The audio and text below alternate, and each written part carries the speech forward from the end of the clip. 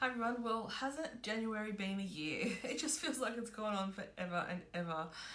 We are here today to talk about all of my January favourites. This is the first favourites video of 2020 and it's kind of a weird one because I don't have that many products to show you because for a lot of the beginning of this year I haven't worn and used a lot of makeup, but I have been loving skincare and other sorts of products. So if you watched my last video, which is all about all of the money that I spent in 2019, you'll know that I have some ear issues. So I still don't feel 100% correct. There's a lot of blockage and I can hear myself speaking and I feel like I'm mumbling a lot. So bear with me, but we'll try and get through this. So the beginning of our year started off with a few quiet kind of days before we headed off on holidays, and we were away on the Whitsundays for 10 days. It was a really beautiful trip. If you have the chance to ever go, it's just one of the most beautiful places in the world. It's one of my favorites.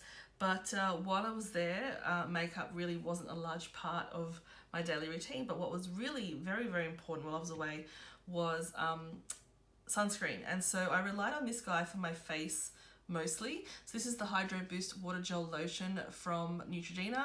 It's a 50 plus SPF and it's quite nourishing and moisturizing. So I find usually that with sunscreens I will get a lot of bumps after a few days, and this one didn't cause any of that sort of thing. So I'm not sure why that is, but it really did a good job. I found that I really needed to use a warm washcloth with cleanser every night to try and get rid of all remnants, and that might also be the case why I didn't get any breakouts, but this certainly kept my skin feeling really good.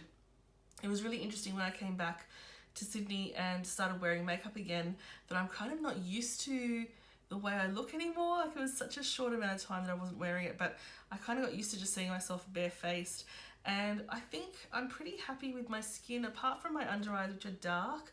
My skin's in a pretty good place at the moment. There's not too much redness, and I have been enjoying wearing really light and sheer coverage foundations. I think it was in the first few days of the year, or maybe it was the end of December, but I decided to ditch the nails. So I've had, well, it started off with acrylic overlays quite a few years ago. So I would keep my natural nails and just have an acrylic overlay so that they wouldn't break. And I kept them quite short and all that sort of stuff. And then eventually I moved over to S&S and I would grow them a little bit longer, but I kind of got sick of the appointments all the time and them looking kind of bad for a while in between appointments, and so I decided to get them taken off. I don't know that the person that took them off did the best job. I've got quite a few little grooves and stuff, so I paid to have the S&S removed and also a manicure, and it wasn't until I got home and sort of had a look at them I was like, oh, they're a bit rough. So I have to say though, I've been enjoying taking care of my own nails again. I get to paint them a few times a week. Having them painted means I don't pick at them and you kind of hide some of the damage, but there's a few things that have been giving me a really good at-home manicure. The first thing is the Infinite Shine system from OPI, and this really lasts so much longer. So my nails at the moment are very, very thin and very bendy, so I'm keeping them very short, but and so trimming them all the time to try and get rid of that damage. But they are very, very thin, and so the nail polish just kind of peels right off after a few days. I find that this system, so this is just the base coat, so you use the base coat, one of their specialised polishes, and then the top coat, and it keeps everything looking quite good for quite a few days. And the other thing that I really, really love is a Sèche Vite from, well, Sèche Vite. This one you need to be careful because it does have all of those sort of nasty ingredients. So if you are painting, let's say, a small child's fingers, or you're expecting or anything like that, you don't want to use this one just because they don't know exactly what can happen. But this one makes, so what happens with this one is that you paint on lots of thin coats of nail polish, and then when they're just slightly still wet, you use this as a top coat, and what it does, it penetrates all those different layers and makes it one single layer, and it's very, very thick, and it makes your nails look super shiny. It lasts a long time, but also but it gives a very like finished, really gorgeous look to the nails. Also, it is very, very quick drying. So like I said, it does penetrate all the layers of your nails and then seals it all off, and it will last a lot longer than just a general top coat. But I've been loving rediscovering my nail polish collection. I've got rid of so many because I wasn't painting my nails anymore, but it's been great going in there and finding some of my favorites. On Instagram you would have seen I use this guy almost to death, well, so much so that the label has come off. So this one is just about finished, I'd say. This is the Babe Balm from Bybee Beauty, and it's like just a generic balm. I used it on my skin as a bit of highlight. I used it on my skin that was dry after I was in the sun and the salt water. I used it on my lips. I just use this everywhere, dry patches. It's just a really great multi-purpose balm. I love that Bybee do this really biodegradable packaging. Apparently it's made of sugarcane, so it will break down, and that's probably why all the labeling comes off as well. So it's a great little product. I've got another one already on the shelves ready to go. So as well as ditching the nails, I also decided to change over from antiperspirant, like normal typical deodorant, to a cleaner type of deodorant. So I don't like using that word clean because I don't really know what that means, but what I am looking for is something without any aluminium in it, no zinc, just basically any kind of mineral salty kind of products. I wanted something that's going to keep me dryish, and I'm after something that's going to prevent me from smelling. Now I'm going to do a full video about this, I think. I don't know who's going to watch it, but I feel like just documenting what I went through. It was a funky ride. I've tried out 3 or 4 different deodorants. Some of them made me smell really bad almost straight away. Some of them controlled the smell but kept me so damp under the armpits. This is gross, sorry. But this one here, it's not perfect, but out of all of the ones I've tried so far, this one, which is available from Coles, I want to say, it's the My Aura Organics, has done the best job of keeping me dry as well as sort of not smelly. This one does have baking soda in it, so I have tried to avoid a bicarb soda. Yeah, I tried to avoid bicarb soda because I know a lot of people have issues with it. Throughout all my trialing and testing, I did get slight rashes, but nothing really bad with different products. But like I said, this one here is the one that this month and last month has been keeping me feeling almost normal. But wait till the video. I was gifted some brushes from Morphe last year. It feels weird saying that. I was really surprised by them. So I can't tell you to go out and buy them because they were like a holiday release. But I'm not sure exactly what collection they're from. I've got some other Morphe brushes. But this one in particular I found did a really good job of blending.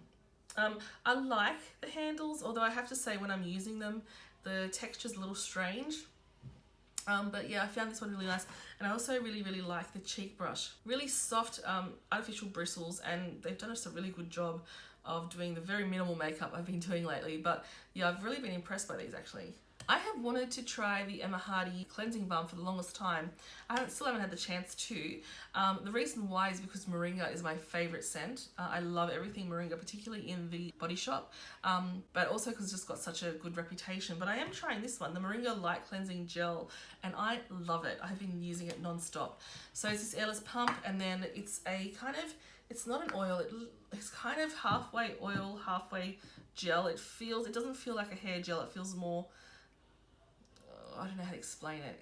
It's not quite, it's more emollient. Anyway, so I've just made such a mess. So this is just a beautiful cleansing oil, and it just does a great job of removing everything. I really enjoy the scent. As with most cleansing oils, I will use it with a cloth. I've been using my Eve Lom cloth, I think. And it does, again, just a fabulous job of removing makeup, and also, like I said, sunscreen, because like I said, the sunscreen just tends to build up really quickly and have not great effects on my skin. So yeah, that is one that I really recommend. It's a really nice size as well. More skincare, I spoke about this the other day as well. So this is the Drunk Elephant Lala Retro Whipped Cream. I really like the texture of this. I've had one of these in my collection for the longest time, and I used it. I think I was like leaving it for when I was going to travel somewhere because, you know, mini.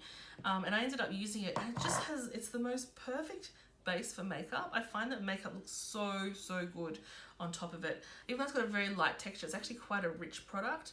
And I feel like it just makes the skin look really glow. I'm really keen to try more from this brand. I've been impressed with a lot of their stuff so far. And then lastly, this is a bit of a TMI product, and I think I've favorited this once before, but I use it all the time. So this is a Silk Appeal from Braun, and it's an epilator, and I love that you don't have to go anywhere to get hair removal. So this is great for my legs. I'm due to do it, but I also usually use it on my arms as well. And it's a great way of just keeping yourself, I'm not really worried about being hairy, but I just like to kind of thin things out on my arms because my arms are really patchy, so I don't have a lot of hair, let's say on this part, but around my wrist I do. So it just looks a bit weird, so I often just take that little bit away, and I don't really worry about any sort of slight hair. But yeah, my legs, and I also, when I've been too lazy to tweeze some areas, I've also been known to use this as well. So one of my favorite things is, I'll have to turn it on to show you, but it's got a light and it means that you can really see whether or not the hair's being picked up. So if you've never used an epilator before, it's tons of little tweezers that turn and they pick out the hair. So it is painful. If you've ever used one before, you know. I actually think it's probably a little bit more painful than waxing, because waxing is like just all one go, whereas you need to pass this quite a few times. But it's just so handy to have this at home. And is that it? I think that might be it. I think that's all we're going to talk about in terms of products. But anyway, thanks so much for watching. I'd love to know what you love this month, so you can leave me a comment down below, or you can talk to me on Instagram. I'd love for you to subscribe and give this video a thumbs up. I'll catch you next time.